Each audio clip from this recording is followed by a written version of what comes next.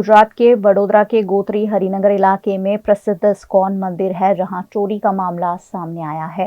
यहां गर्भगृह में घुसकर किन्हीं लोगों ने चोरी की वारदात को अंजाम दिया है। दरवाजे की स्टॉपर को तोड़कर तस्करों ने गर्भगृह में प्रवेश किया और गर्भगृह में रखी हुई चांदी की गाय, सोने की चेन समेत के कई गहने चोरी कर चोर फरार हो गया है। करीब 1.5 लाख रुपए की चोरी की शिकायत पुलिस थाने में दर्ज कराई गई है, जिसके चलते पुलिस कमिश्नर समेत के उच्च अधिकारी जांच में जुड़ गए हैं। सीसीटीवी फुटेज के आधार पर मामले की तफ्तीश की जा रही है।